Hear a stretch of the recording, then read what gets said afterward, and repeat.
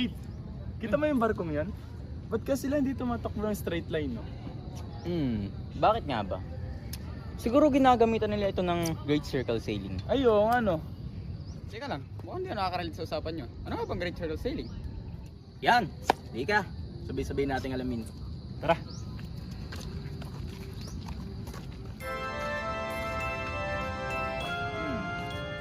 What do you think about Great Circle Sailing? Ay, mate.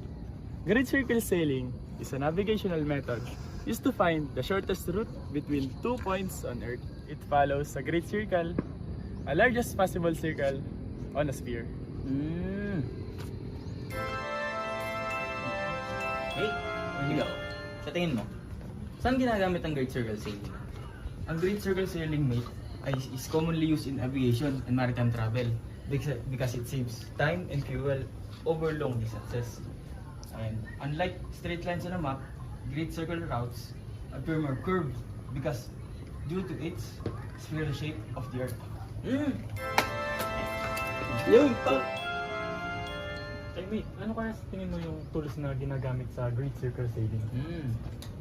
Navigators use tools like GPS or charts to calculate these routes, which requires more constant course adjustments.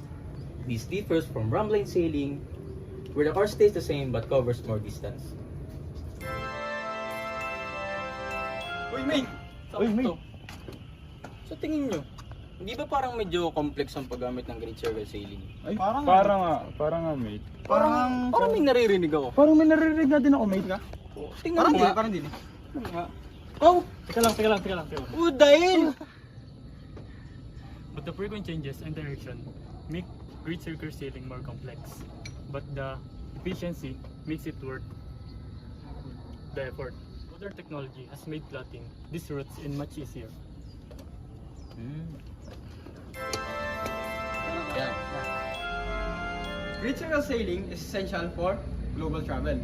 It offers more efficient and faster route for trade and transportation. Napaka-importante pa talaga nito. Yes, kasi isipin mo, ang laki matitipid ng isang company pag ginamit nila yung Great Circle Sailing. Isipin mo, pagtaas ng latitude, pag ikli ng distance. So, meaning, less fuel consumption and time efficient pa. Kaya, pag mga long voyage, mas prefer na gamitin ng mga marino ang Great Circle Sailing. Tara, mate. Langoy tayo dun, mate. Tara. Tara. Yeah.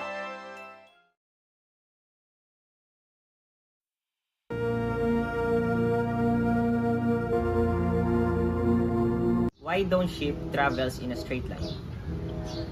Ship don't always travel in a straight line for several important reasons. Shortest path on round Earth. Because the Earth is round, the shortest route between 2 points is a curve, called a straight circle route, not a straight line. Avoiding hazards. Ships navigate around dangers like shallow waters, reefs, or iceberg to stay safe. Weather and currents. To avoid storms or make use of favorable ocean currents, captains often adjust their course. Traffic rules. Just like roads have lanes, busy shipping areas have designated routes to prevent collisions. Port stops. Ships may take detours to refuel, resupply, or make planned trade stops at port along the way. This adjustment ensures the journey is efficient, safe, and practical. Thank you guys for listening. And next, we will be discuss and teach you guys how to compute Great Circle distance.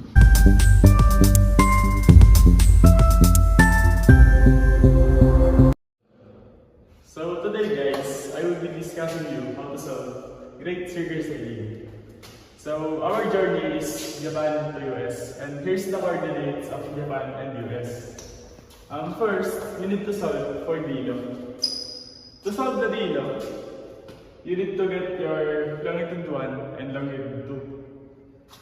If different name, you need to add. But if you get same name, you need to subtract.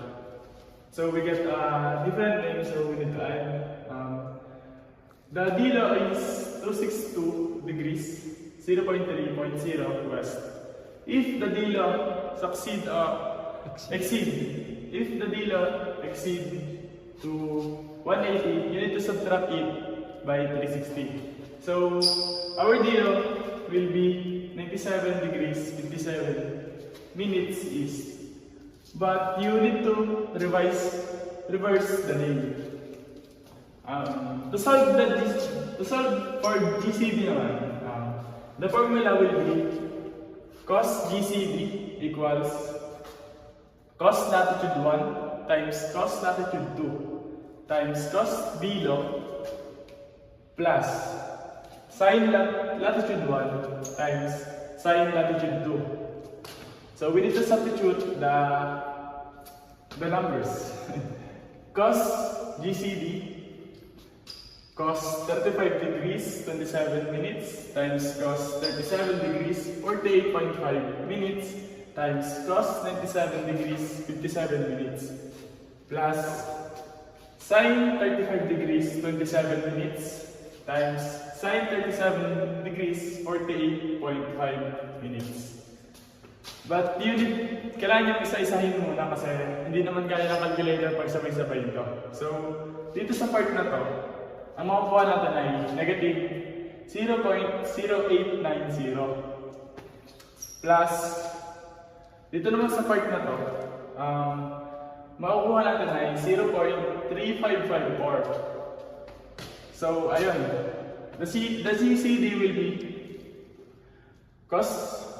You need to click the shift on the calculator para maging cos negative 1.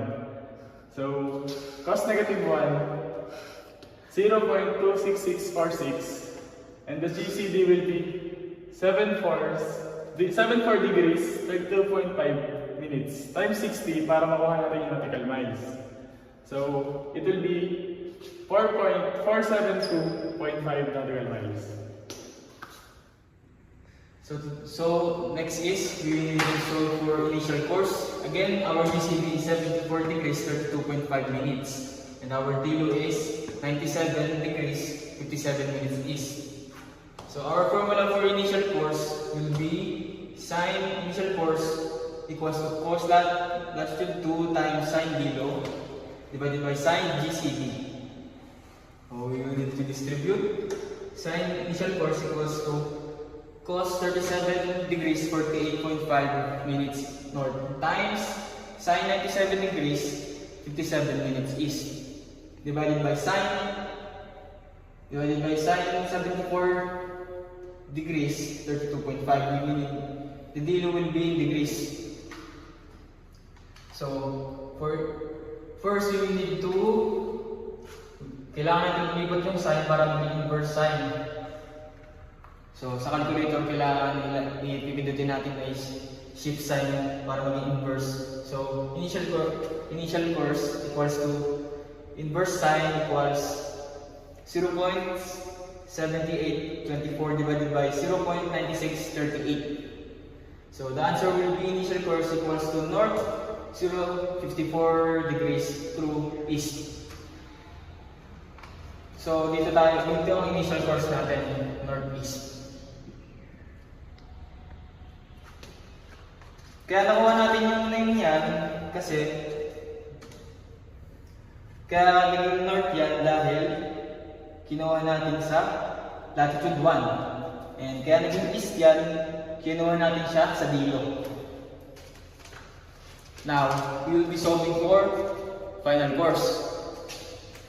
Our formula for final course will be cos final course equals to sin latitude 1 minus sin latitude 2 times cos GCD divided by cos latitude 2 times sin GCD. So we will need to distribute again sin 35 degrees 27 minutes minus sin 37 degrees 48.5 minutes times cos 74 degrees 32.5 minutes divided by cos 37 degrees 48.5 minutes times 74 degrees 32.5 minutes. So itatranspose natin ulit yan. Ay wala palang transpose. So ang answer natin will be south 56 degrees, 56 minutes is minus natin sa 180 kasi wala namang southeast na 56 degrees. So minus 180, magiging final course natin is south 123.2 degrees true northeast. So nandito na ang ating final course. That's all. This is the final answer. Thank you everyone.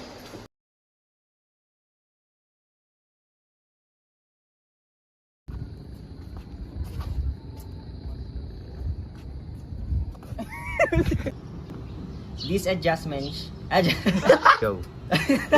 these adjustments Uy, baka kay mabubog!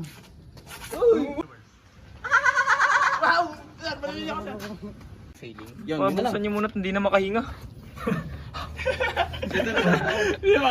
yan, gagawin. Teka lang.